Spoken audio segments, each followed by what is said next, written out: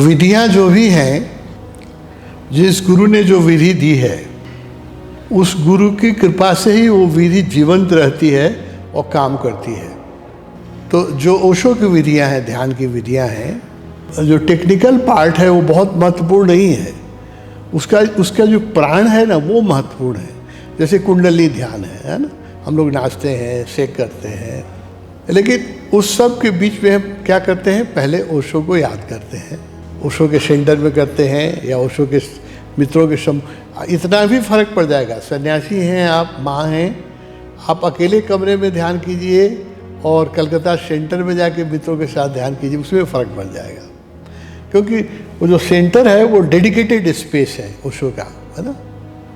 उस कमरे में सिर्फ ध्यान होता है, कुछ नहीं होता है। तो आप अपने कमरे में ध्यान, अगर आप अपने घर में एक अलग से कमरा निकाल सकते हैं, सब लोगों से मेरा आग्रह है, ध्यान के लिए, छोटा सा भी हो, जिसमें ध्यान के सिवा कुछ नहीं और काम हो, सिर्फ ध्यान हो, ओशो की पुस्तकें हो, ओशो का प्रवचन सुना जा सकता है, और जिन गुरुओं की आप की ट्यूनिंग है, बुद्ध के, रामकृष्ण की, विवेकानंद की, उनकी आप मूर्ति या तस्वीर रख सकती हैं। उसके अलावा उसमें खान पीन न हो, और जो व्यक्ति साधना नहीं करते हैं उसमें उनका स्वागत न किया जाए, उसके उनके लिए ड्राइंग रूम है।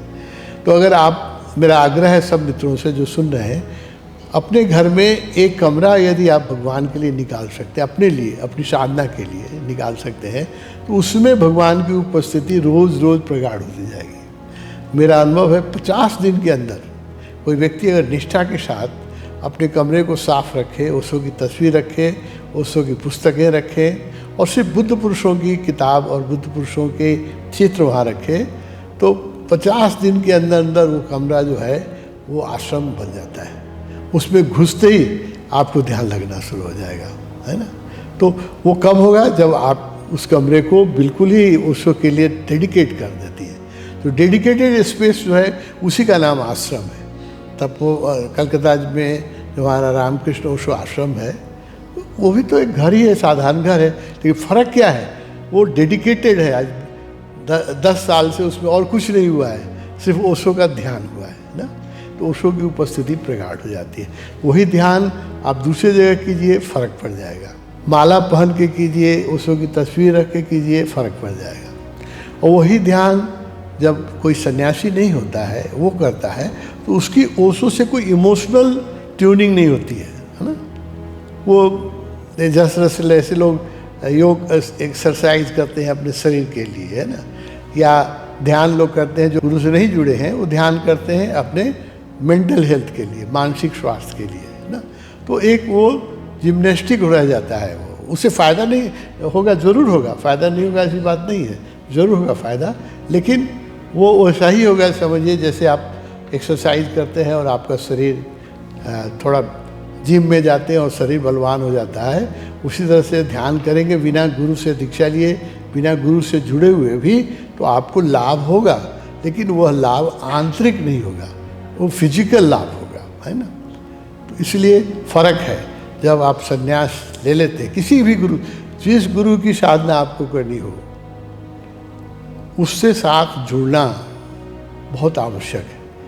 क्योंकि विधियां जो बनाई गई हैं वो तो उसका फिजिकल पार्ट है, भौतिक रूप शरीर है साधना का, कुंडली ध्यान है ना। वो उसका कोई अगर करे, म्यूजिक बजा करके करे, तो उसको फ़ायदा होगा, हेल्थ उसका इम्प्रूव हो जाएगा, थोड़ी शांति भी मिलेगी। लेकिन जो आत्मिक आनंद मिलना है, जो उसको, जब आप ध्यान में गहरे जाते हैं तो आप उससे जुड़ जाते हैं, तो वह जो जुड़ने का आनंद है, या जो कॉस्मिक उसका जो आंतरिक विज्ञान है, वो उससे वंचित रह जाएगा। इसलिए फ़र्क है।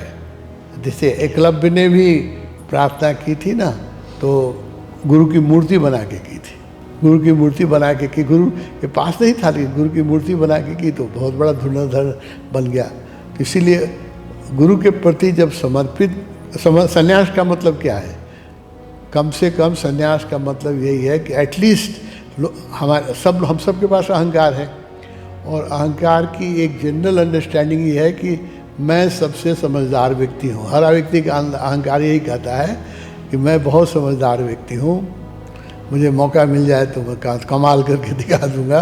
ये अहंकार की भाषा है कि आई एम स्पेशल। अहंकार यही सबको समझाता है कि तुम अनूठे हो, है ना। तो शिष्य बनने का अर्थ क्या है जानते हैं? शिष्य बनने का अर्थ है कि एटलीस्ट मेरे अहंकार को ये तो स्वीकार हुआ कि एक आदमी है ओशो जो हमसे ज़्यादा जानता है। इतना भी लोग मानने के लिए तैयार नहीं है। जो सन्यासी नहीं है, जो गुरु के शिष्य नहीं, वो इतना भी मानने के लिए भीतर से तैयार नहीं कि हमसे ज़्यादा रामकृष्ण जानते हैं या ओशो जानते हैं या विवेकानंद जानते हैं। इतना भी मानने के लिए अहंकार तैयार नहीं होता है। इसलिए शिष्यत्व का महत्व है झुकना। हाँ, जब आप झुकते हैं तभी आपकी जागर बढ़ती है, नहीं। जो अकड़ा रहता है वो रिक्त ही जाता है, रिक्त निकल आता है। इसलिए जो लोग दीक्षा लेकर ध्यान करते हैं फ़र्क पड़ जाएगा। मैंने जब हम लोग भोसो से जुड़े उसमें दीक्षा थी ही नहीं। मैं 60 दीक्षा से जुड़ने के 2 साल पहले उससे जुड़ा, तो दीक्षा थी ही नहीं। तो हम लोग ध्यान करते थे, लेकिन उस ध्यान में वो गहराई नहीं मिलती थी जो सन्यास के बाद मिली। क्योंकि सन्यास के बाद साक्षात उसकी उपस्थिति, वो कमिटमेंट है, अस्तित्व का एक कमिटमेंट है। हम समर्पण का कमिटमेंट करते हैं और गुरु हमें रूपांतरण का कमिटमेंट करते हैं। इसलिए फर्क जरूर पड़ जाएगा।